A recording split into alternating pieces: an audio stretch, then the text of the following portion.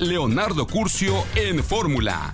Comenzamos. Leonardo Curcio en Fórmula. Muy buenas noches, saludo con gran cariño al auditorio de Telefórmula, que se enlaza con los trabajos de esta emisión. Agradezco que siguen a través de la radio y, por supuesto, las plataformas de Internet. La Comisión Ambiental de la Megalópolis mantiene la fase 1 de la contingencia ambiental. En unos momentos más le tendremos efectivamente la actualización. Acabo de ver en el Twitter que la jefa de gobierno dice que va a reunir a un grupo de científicos para determinar las causas de esta problemática. Hace un ratito platicaba con Gabriel Cuadri. Él claramente establece un vínculo entre la situación que tenemos aquí y la termoeléctrica de Tula, parte del debate que habrá efectivamente que dar.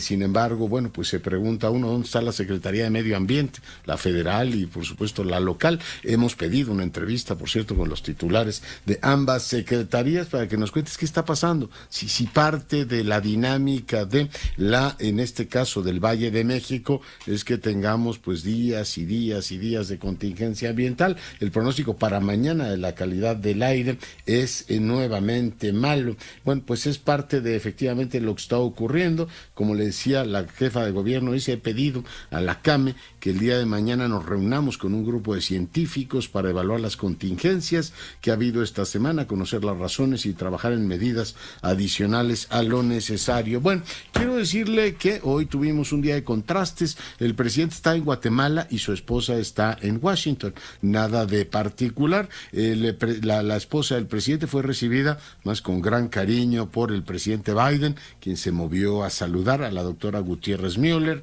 La esposa de Biden hizo una locución que en un momento más le voy a presentar. Bueno, pues muy laudatoria. Dijo, estamos unidas no solamente por el pasado, sino por el futuro. Y se habló todo del legado del mundo hispano y lo que significó el 5 de mayo. Ya ve que los norteamericanos le dan más peso que nosotros. Aquí es un día casi como cualquier otro, el 5 de mayo.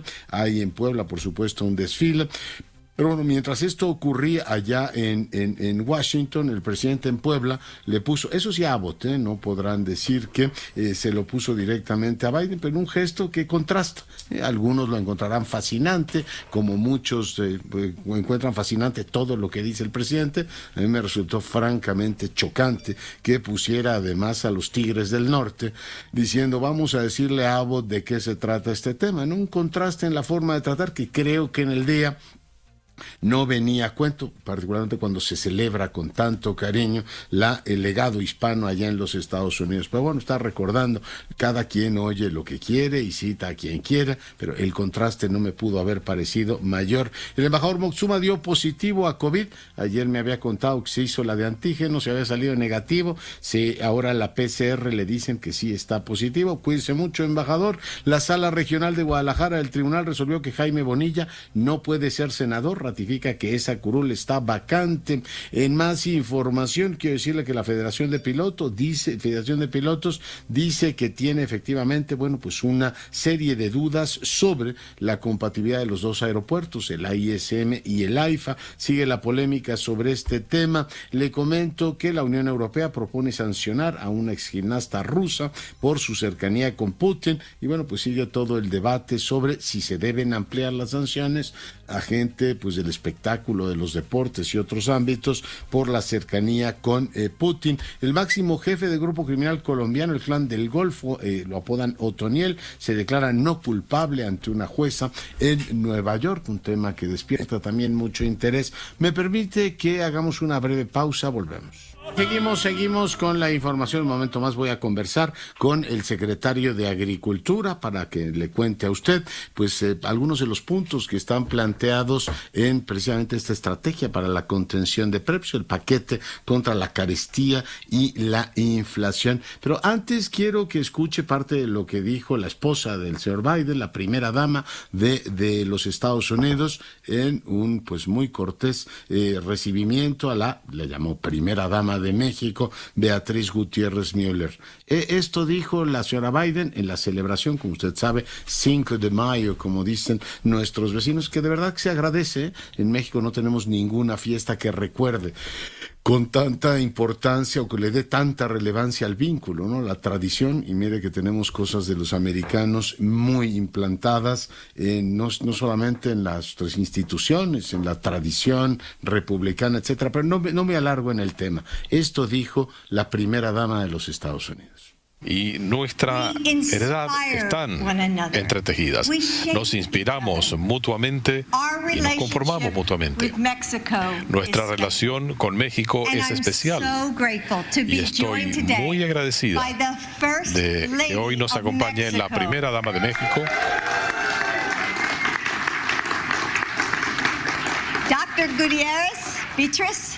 la doctora Beatriz Gutiérrez, de nuestro amor por la literatura y la poesía y nuestra pasión por la educación. Tenemos mucho en común. Joe siempre dice que la política es algo personal y yo me siento agradecida de seguir edificando nuestra amistad. De hecho, ya tenemos planes para nuestro próximo encuentro. Bueno, eso le dijo. Y bueno, aquí en México el presidente de la República decidió en Puebla poner una canción de los Tigres del Norte que seguramente usted conoce.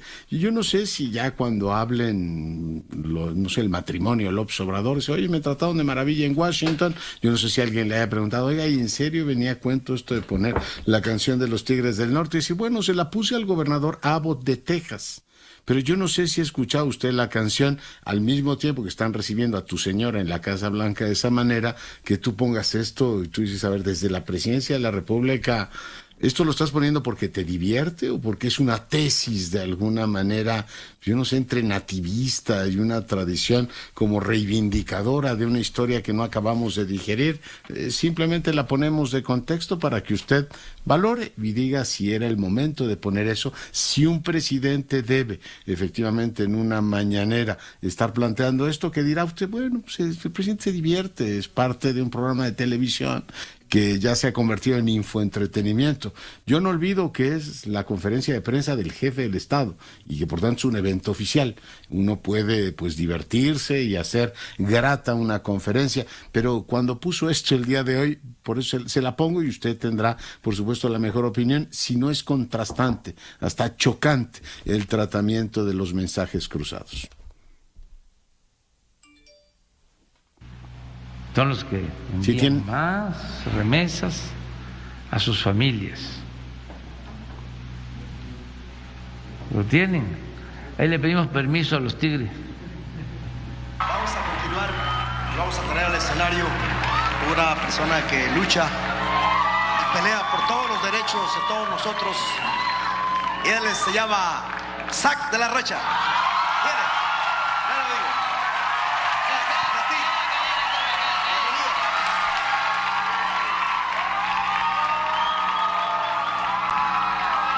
También va dedicado a los migrantes poblanos, ¿no? Hola, hola.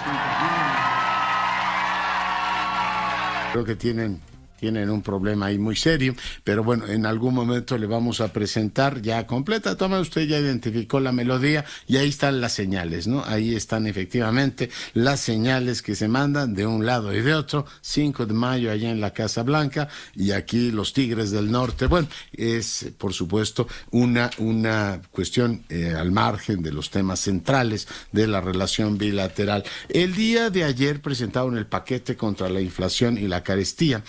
Y tiene varios componentes, muchos de ellos muy profundos. Uno tiene que ver con el aumento de la producción de granos, otro tiene que ver con la entrega de fertilizantes. Se habla también de una reserva estratégica de granos. Para entender bien los alcances de todo esto, le agradecemos mucho al secretario Villalobos que hoy conversa con nosotros. Secretario, bienvenido.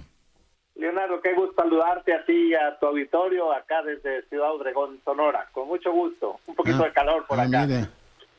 Vaya, oiga, si aquí está haciendo calor, ya que concentran todo el calor del planeta, me lo imagino. Cuéntenos, ¿cuáles son los planteamientos para el aumento de la producción de granos? Si entendí bien, el secretario de Hacienda hablaba de aumentar 5 millones de toneladas la producción de granos y está todo este asunto de la entrega de fertilizantes. Cuéntenos, ¿cuáles son sus prioridades? ¿Cómo no? Bueno, pues efectivamente la estrategia de la Secretaría se enfoca pues propiamente a dos prioridades. Uno de ellos es el programa de producción primaria. Esto es efectivamente incrementar la producción de granos básicos, y esto lo vamos a hacer en el corto plazo. Estamos hablando del resto del presente año, para los próximos 6-7 meses. Y la segunda estrategia es el abasto de alimentos básicos a la población más vulnerable, que es a través de mecanismos como tú ya conoces, a través de Segalmex, Liconza y Liconza. En la pregunta específica, este programa de incremento a la producción de granos básicos será un aporte de nuestro programa de producción para el bienestar, que calculamos a través de ello, que tiene una cobertura nacional de una producción, un incremento a la producción que ya tenemos de aproximadamente 2 millones de toneladas de maíz, y Sembrando Vida, que también tiene una cobertura muy importante en el territorio nacional, aportará aproximadamente 800,000 toneladas de maíz, más 49,000 o 50,000 toneladas de frijol. También eso, secretario, perdón que lo detenga ahí, cambiando la idea esta de sembrar, digamos, árboles o maderas e irse, en este caso, al planteamiento de producción de granos, ¿sería así? No, lo que pasa es que estamos hablando de especies perennes, específicamente frutales y maderables, pero en los surcos, en los intermedios entre las dos, entre los árboles, las especies frutales y maderables, hay unos corredores donde ahí se siembra cultivos de ciclos cortos, específicamente granos, la milpa, que se llama granos, fundamentalmente maíz, frijol, calabaza. Entonces en eso y en esa superficie se va sembrando en tanto van creciendo las especies perennes. Esto es los frutales y las especies maderables. Hay espacio para que convivan las dos. Sí, más o menos las distancias entre las hileras de árboles son de 5 o 6 metros, y ahí en los corredores pues se va sembrando cultivos anuales que cosechan hasta 800,000 toneladas, me decía, ¿no? Sí, aproximadamente. Entonces, esto se complementa con el programa de fertilizantes para el bienestar, que pasa de venir beneficiando a 4 estados, ahora este año lo ampliamos a 9 estados. 9 estados del territorio nacional que tienen una vocación para la producción de maíz, y en el caso de los estados del norte, estoy hablando de Durango, Zacatecas, Nayarit, pues también siembran en forma muy importante el frijol. De ahí que si sumamos lo que aporta este programa de fertilizantes para el bienestar, que impactará más o menos 800,000 hectáreas, y estamos hablando de unos 700,000 pequeños productores, estamos hablando que al cierre del año se pretende producir, con el apoyo de fertilizantes para el bienestar, más Sembrando Vida, más Producción para el Bienestar, que son programas que lleva a cabo la Secretaría de Agricultura y la Secretaría de Bienestar, entre 4.5 y 5 millones de toneladas adicionales a lo que hemos ya venido cosechando en años anteriores. Entonces, de 5 a 9 estados. Sí, dígame. Es que efectivamente los beneficiarios del fertilizante que aporta el gobierno federal están circunscritos a estos 9 estados, pero entonces la pregunta sería, ¿qué pasa con la producción comercial? ¿Qué pasa con la atención al mercado nacional? Entonces, dentro de las medidas que se presentaron ayer está la eliminación de la cuota compensatoria para un fertilizante que es el sulfato de amonio. El sulfato de amonio, sí. Uh-huh. Este fertilizante, que tiene menos contenido de nitrógeno, pero además pues tiene azufre, es un fertilizante que va a estar al alcance de los productores, de todos los productores que lo quieran comprar, pero a un precio que es aproximadamente el 50% lo que está ahora la urea o el DAP, y es un fertilizante que ya se ha venido usando y que al quitarle la cuota compensatoria pues va a estar accesible a los productores. Ya las empresas importadoras de fertilizantes están adquiriendo este fertilizante, y de esa forma no solamente es lo que beneficia el fertilizante para el bienestar, que provee la Secretaría de Agricultura, sino también la adquisición del sulfato de amonio. Entonces, con esto y teniendo y anticipamos un buen año agrícola, estamos calculando que este año rebasamos los 300 millones de toneladas de alimentos. Vamos a tener, pues vamos a cumplir con esta meta precisamente para este ciclo de primavera-verano, antes de que termine el año. Comprendo. Oiga, en el mercado de fertilizantes ha metido mucho ruido la invasión rusa-Ucrania. Entiendo que tanto Rusia como Ucrania eran grandes exportadores. No sé cuánto importaba México, pero le pregunto, secretario, ¿ha metido mucho ruido esa guerra en ese mercado? Efectivamente, son jugadores muy importantes en la producción de fertilizantes, los dos países, pero más Rusia, por supuesto. Y también son buenos y ofertan una importante cantidad de granos. Hablamos de maíz y de trigo fundamentalmente. Entonces, esta situación bélica obviamente está limitando el acceso a este fertilizante. Razón por la cual Pemex, que es un aliado fundamental de nosotros, va a producir el fertilizante, todo el fertilizante que vamos a distribuir a través de nuestro programa de fertilizante para el bienestar. Estamos hablando de 352,000 toneladas. Con eso cubrimos los 9 estados y abriendo al mercado comercial el sulfato de amonio, pues estamos complementando la oferta de fertilizante para este ciclo agrícola. Hay otros mercados, ¿no? Entiendo, Marruecos y otros países ofrecen mucho, en este caso, fertilizantes, ¿no? Así es, Marruecos, Trinidad y Tobago, Irán, pero hay problemas de logística aquí. El sulfato de amonio se vende en Estados Unidos, ahí se puede adquirir, también en China. Es cuestión de logística. De China, pues nos costaría más o menos un tiempo de aproximadamente 40 días en traerlo. Y más están parados los puertos, ¿no? En China. Exacto, y hay mucho problema pues no solamente de los costos de transporte, también esto se transporta a través de barcos que pues vienen o en granel o vienen ensacados. Nosotros siempre lo compraremos ensacado. Comprendo. Secretario, también se habló de una reserva estratégica de maíz. Me parece que se hablaba en torno a 1 millón, o el tope era así como 1 millón de toneladas de granos. En este caso, ¿tenemos capacidad de almacenamiento para todo eso? Sí, definitivamente. Segalmex lo tiene. Normalmente Segalmex adquiere entre 800,000 y 1 millón de toneladas para distribuir a nuestras 24,000 tiendas que están pues en todo el territorio nacional. Segalmex acopia maíz blanco para poderlo distribuir y además es un subsidio a la gente más pobre a precios subsidiados, pero lo adquiere a través de nuestro precio de garantía o, en este caso, como está los granos y particularmente el maíz en precios tan elevados, pues vamos a salir a la compra de este maíz para poderlo distribuir a través de Diconsa, nuestras 24,000 tiendas en todo el territorio nacional, fundamentalmente en las regiones más pobres, en las áreas rurales. Ya, pues efectivamente son elementos muy importantes de este paquete contra la inflación y la carestía presentado ayer. Secretario, ¿algún apunte más?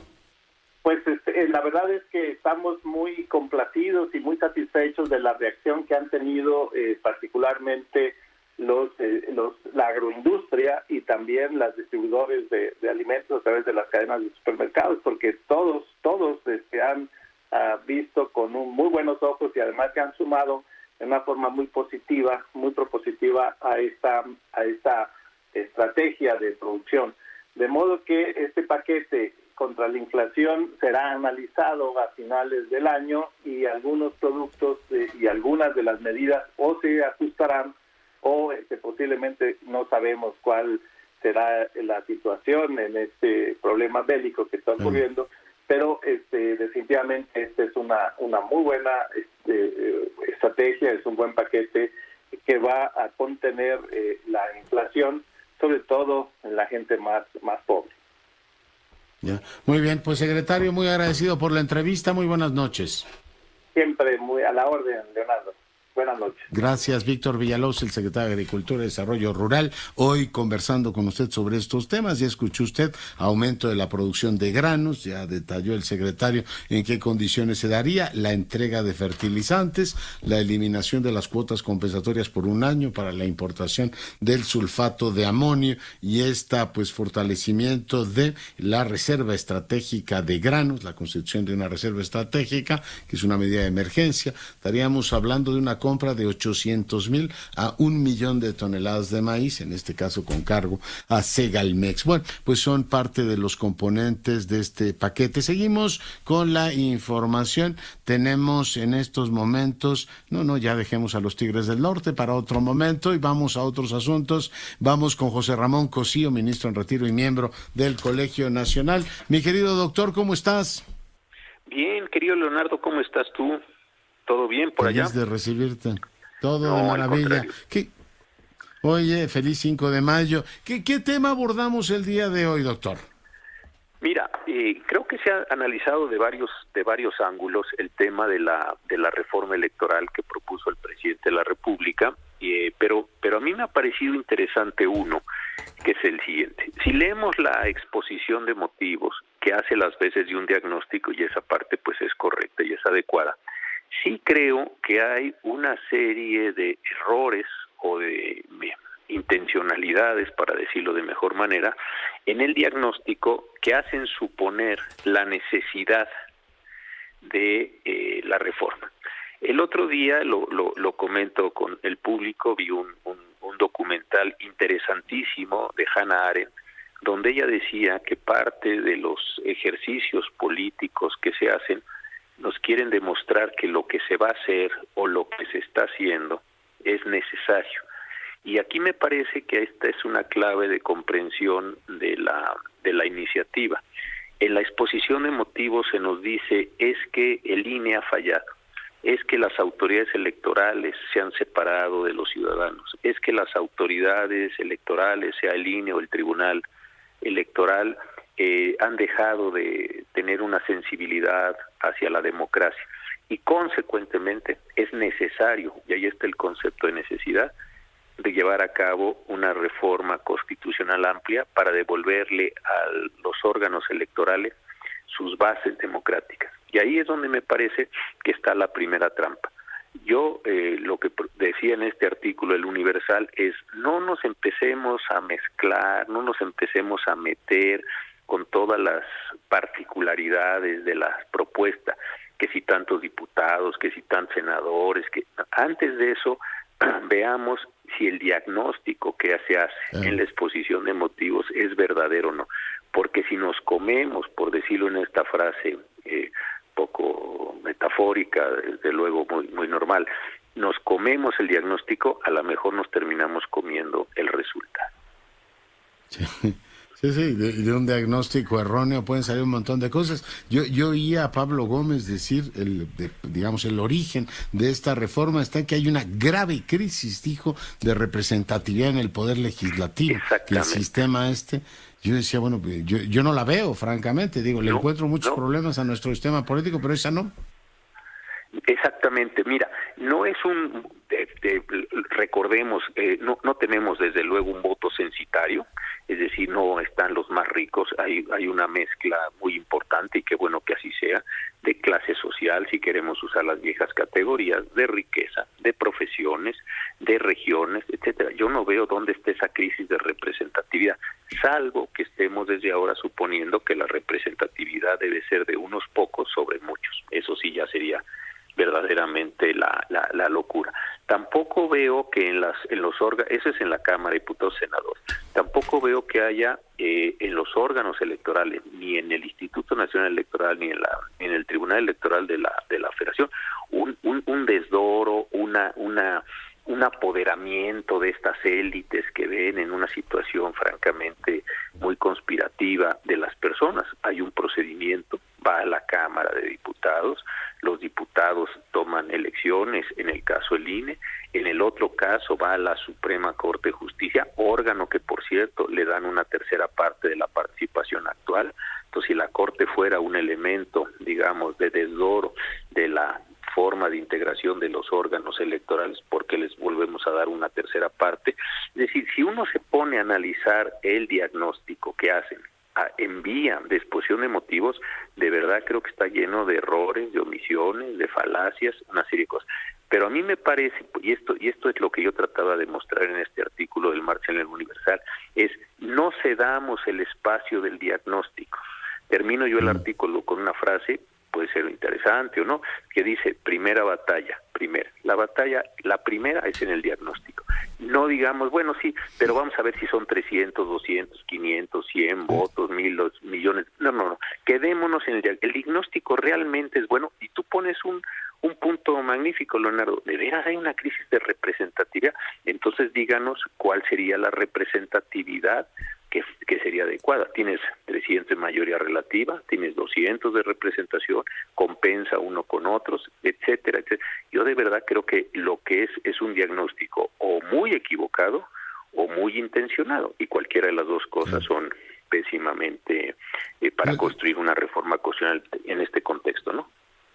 Lo tomé el texto al pie de la letra, sí, porque varios colegas me dicen, no, hay temas interesantes que habría que empezar a discutir. No, digo, bueno, tiene razón, José, o sea, si tú partes de un diagnóstico errado, un diagnóstico desencaminado, puedes llegar a conclusiones terribles. Otro que me pareció francamente contradictorio, dice, hay un clamor popular por reducir el costo de los procesos electorales. Y yo le pregunté a Alejandro Moreno, si el de encuestas del Financiero, si había ese clamor. Me dice, mira, no es de los 10 principales problemas de la gente, te lo aseguro. Se ve que es un problema de otros, pero es contradictorio, José Ramón, que quieran abaratar las elecciones y al mismo tiempo propongan que la elección de consejeros, amén de todas las nuevas formas, revocaciones y consultas que están poniendo, sean como una elección. O sea, le agregas todavía funciones que van a costar más dinero, con lo cual parece francamente contradictorio, ¿no? Fíjate que cuando, yo estaba en la Suprema Corte, revisamos todas las modificaciones que se dieron al INE en ese momento, y los números no son exactos, pero son muy cercanos a lo siguiente. Imaginemos que el INE tenía 30 facultades y de repente le dijeron, no es broma, que tenía 75. Sí, le duplicaron las facultades y la gente decía, oye, ¿por qué tienen más presupuesto? Pues porque tienen básicamente el doble de las facultades, primero.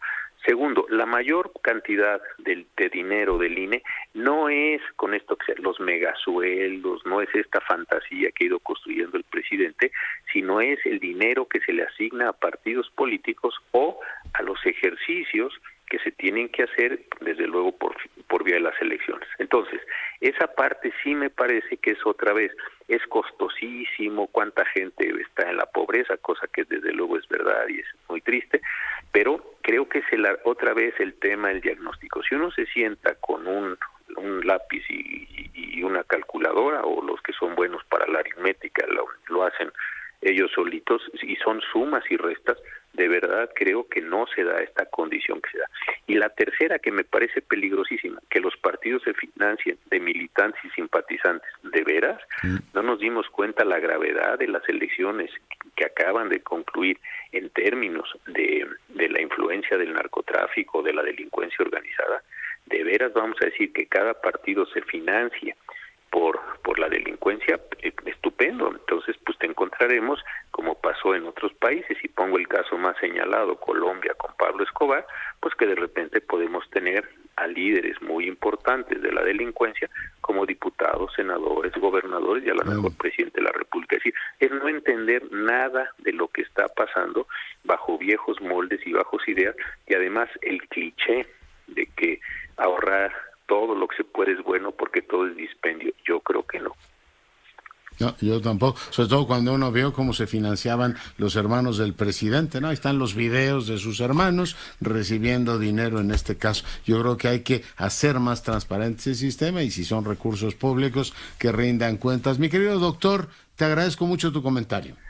Al contrario, querido Leonardo, muy buenas noches para todos, que estén muy bien. Gran abrazo, José Ramón Cosío, ministro en retiro y miembro del Colegio Nacional, para fortuna nuestra, platicando con usted esta noche. Vamos a una breve pausa, volvemos. Hoy veo en las distintas cuentas de los funcionarios que acompañaron al presidente, pues la reunión que tienen ya allá con el presidente Giammattei, acompañan efectivamente al presidente de la República, el canciller, los secretarios de Defensa y Marina, están, digamos, cada uno de ellos a su lado. Veo también al subsecretario Reyes, que lleva los temas de América Latina, a Daniel Millán, el jefe de la oficina del canciller de la República, el vocero Jesús Ramírez Cuevas y la directora de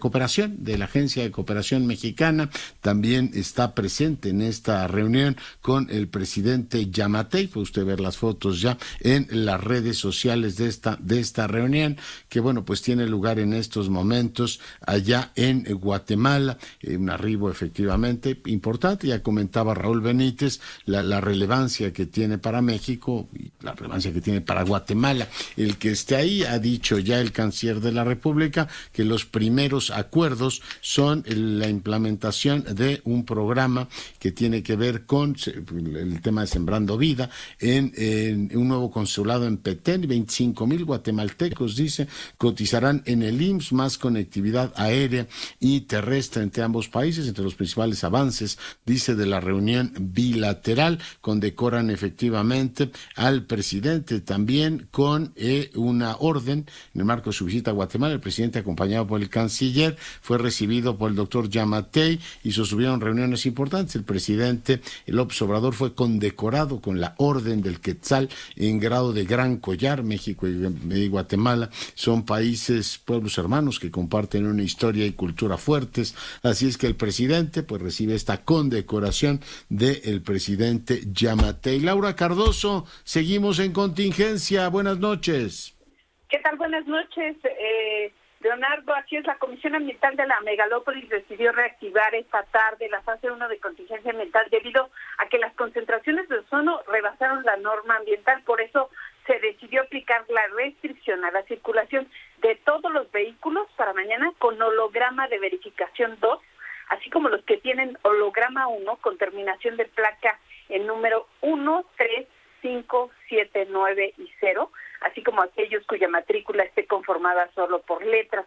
En esta restricción también entran todos los automóviles con holograma de verificación 0 y doble 0, que tengan engomado azul, terminación de placa 9 y 0. Así es que ya se decidió, continúa, acaba de salir el boletín de la Comisión Ambiental de la Megalópolis que se mantiene para mañana. Habrá un boletín mañana a las 10 de la mañana en el que se da cuenta acerca de las condiciones meteorológicas y también de la calidad del aire. Sin embargo, hace un rato hubo una conferencia de la Comisión Ambiental de la Megalópolis. Sus integrantes coincidieron en que se esperan condiciones adversas, Leonardo, para la dispersión de los contaminantes, y que no solo eso, van a continuar las olas de calor, y con eso por lo menos esperan en lo que resta de este mes dos contingencias más. Pues ahí está la información. Pues llevamos cuatro o cinco días ya, ¿no? Y veo el pronóstico para mañana es mala, y pues ya está más o menos respirable el aire en la capital. La teníamos en muy mala, ya nos bajó a 99, o sea, por debajo del umbral de la regular, así es que estamos en la zona conurbada, se mantiene mala por arriba de los 100 puntos. Pues a consultar efectivamente la aplicación de aire para estar lo mejor informado que uno pueda. ¿Algún apunte más, Laura? No, solo esto, las recomendaciones a la ciudadanía, sobre todo niños pequeños, adultos mayores, y evitar sobre todo hacer actividad al aire libre, actividad física y recreativa también entre las 12 del día y las 7 de la noche, Leonardo. Que mañana cita, dijo la doctora Sheinbaum, a los científicos para que le expliquen, en fin, cómo está esta problemática, y lo que esperaríamos es políticas públicas para reducir esto y tener el derecho a un medio ambiente saludable. Gracias, Laura. Hasta luego, un abrazo. Adiós, dos. Bueno, y seguimos con la información. Le comentaba que el exgobernador de Baja California regresó al Senado. ¿Se acuerda que había dicho que se iba de subsecretario de Gobernación o de otras cosas? Finalmente se fue a la Cámara Alta, lo hemos visto ahí en la Cámara Alta, y de pronto pues nos enteramos con que no puede ocupar esa curul. Rocío Galván, te saludo. ¿Qué tal, Leonardo? Te saludo con mucho gusto. Pues mira, el exgobernador Jaime Bonilla se posicionó con respecto a este fallo del tribunal y dijo que no tenía sentido porque fue presentado por el Partido Acción Nacional sin tener legitimidad para hacerlo. Dijo que él podía demostrar que no había ninguna falta a la Constitución y que en todo caso quien debe resolver este asunto es el Senado de la República porque es autónomo respecto a su permanencia o no en la Cámara Alta. Esto ha generado, Leonardo, acá en Baja California, una serie de comentarios importantes en redes sociales que tienen que ver precisamente con los grupos que defienden al exgobernador y quienes lo atacan.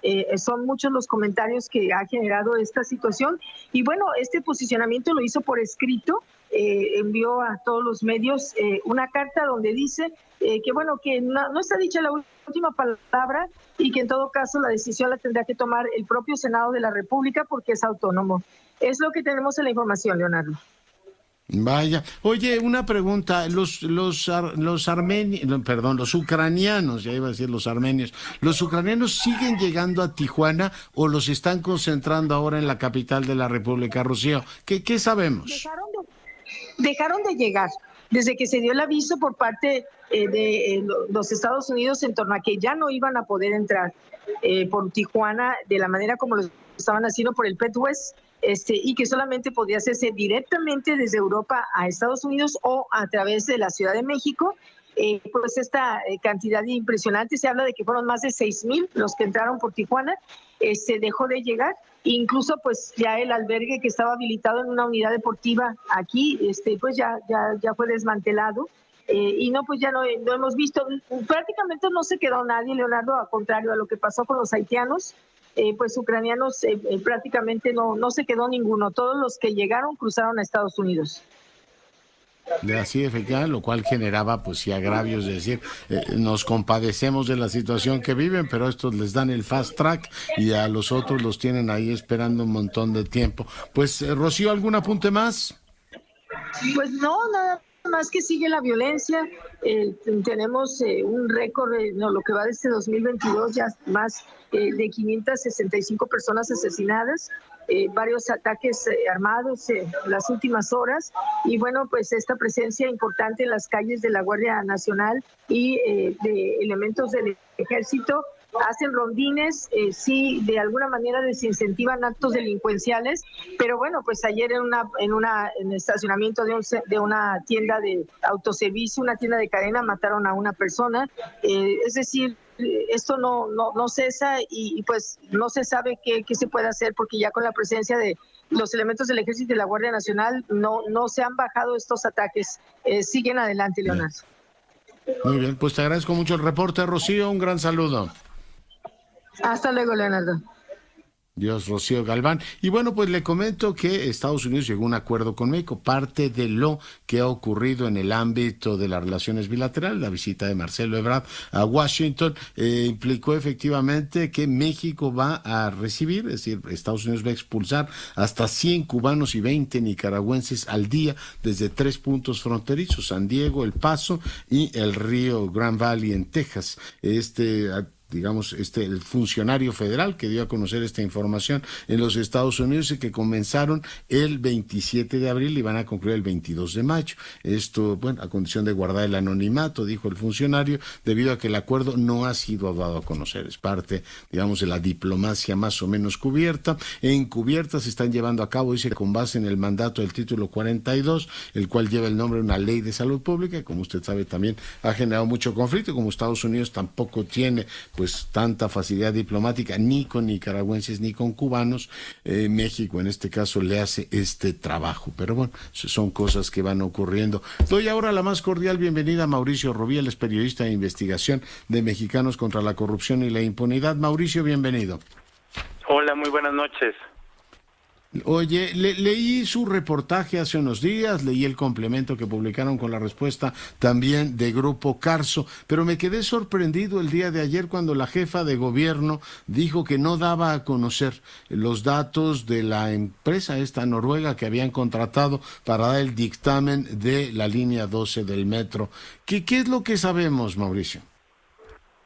Sí, bueno, el reportaje, recordar que al auditorio es un trabajo integral sobre la línea 12 que publica Mexicanos contra la Corrupción, pues en el marco del aniversario del aniversario de un año que se cumple de este incidente en la línea 12, y también, recordar que en octubre se cumplen 10 años ya de esta obra, pues la última, digamos, del sistema de transporte colectivo Metro, y que, ha estado envuelta en la polémica. El trabajo abarca, obviamente, la investigación desde la construcción, las rehabilitaciones, el colapso, también qué ha pasado con los exfuncionarios que han sido señalados, y así como documentos a los que pudimos tener acceso, entre ellos peritajes, y específicamente del caso que referías, en las investigaciones que nosotros ponemos a disposición del público, pues hacemos referencia a dos peritajes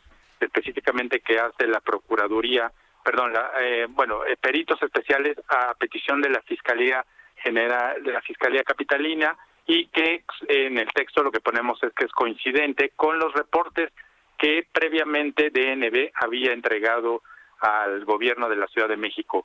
Destacar o hacer énfasis en que el tercer reporte nosotros no tuvimos acceso. ¿No han tenido acceso a él? Ese no viene ayer como parte del reportaje. La jefa de gobierno dijo eso, ¿no? ¿La oíste?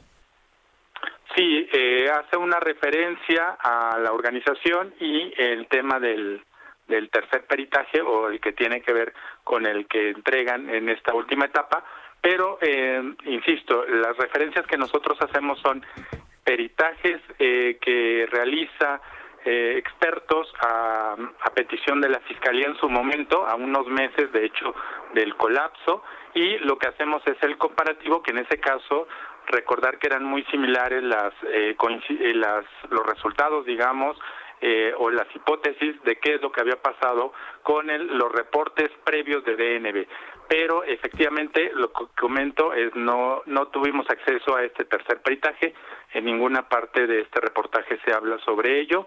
Entonces nosotros más bien nos basamos en peritajes anteriores que se hicieron, insisto, en unos meses después del accidente, y que se solicitaron a peritos por parte de la Fiscalía Capitalina. Oye, con lo que ustedes han investigado tenía gravísimos problemas de construcción. El Grupo Carso subcontrató un montón de empresas que no necesariamente reunían los requisitos o la pericia técnica, hubo problemas de supervisión, pero también detectaron problemas de mantenimiento en esta línea 12. Lo que nosotros revisamos son los contratos. Hicimos una revisión porque también, como parte de la investigación, se revisaron documentos que son públicos, como en este caso del mantenimiento, y lo que nosotros, por ejemplo, algo que detectamos fue que cuando es el colapso en mayo del año pasado, estaba vigente un contrato de mantenimiento que vencía de hecho el 14 de mayo, es decir, unos 11 días después del colapso. Estamos hablando que son más o menos unos 300 millones de pesos que se han gastado en unos 10 contratos que pudimos localizar en los últimos años, principalmente en el gobierno actual de capitalino. Y pues ahí tenemos también que, por ejemplo, en lo que iba del 2021, al menos se habían firmado 2 contratos, uno con una ampliación, y insisto, el último que nosotros detectamos pues vencía en unos 11 días después del colapso. En el caso del peritaje al que tuvimos acceso por parte de Grupo Carso, ahí que ellos lo realizan también con otros peritos externos, ahí se habla ya de también de otras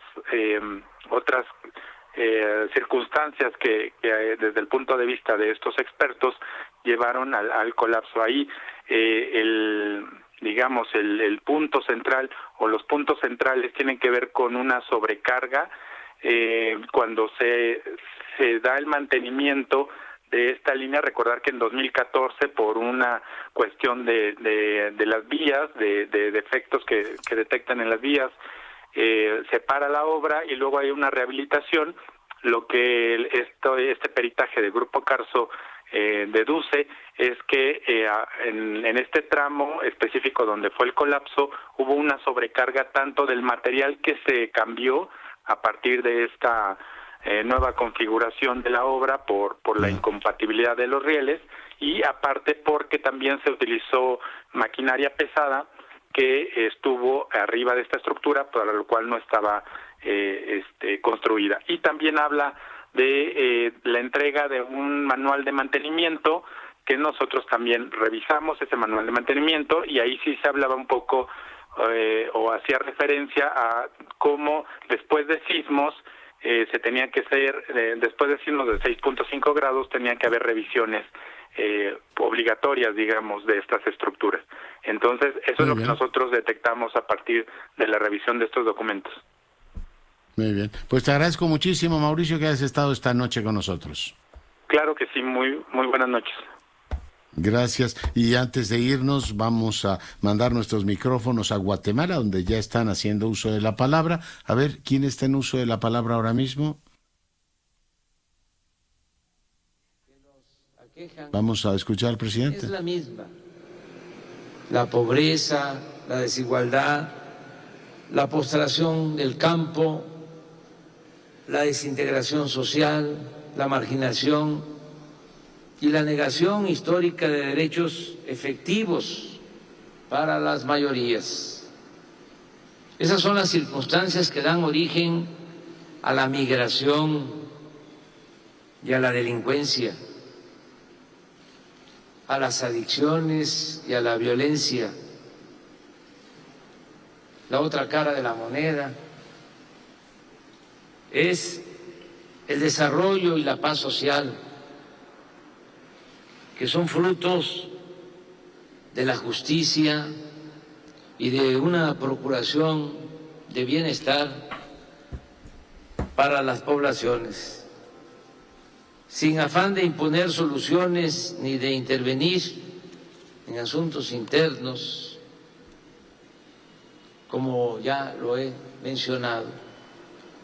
Hemos dispuesto a ayudar a los países, a las naciones más cercanas,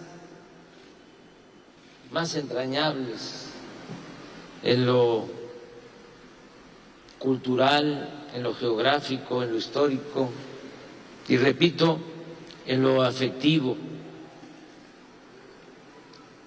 La fórmula que estamos aplicando en México para reactivar el campo, cuidar la naturaleza, crear empleos, rescatar a los jóvenes. Pues ahí tiene usted el discurso del presidente, el primero que da como jefe de Estado en América Latina. Es un discurso importante. Está hablando ahora de Sembrando Vida, como ya adelantaba el canciller. Dará trabajo a 25,000 guatemaltecos. Vamos en este momento a tenernos que despedir. Por supuesto, toda la información se la tendremos el día de mañana. Cuídese y sea rabiosamente feliz. Se lo merece.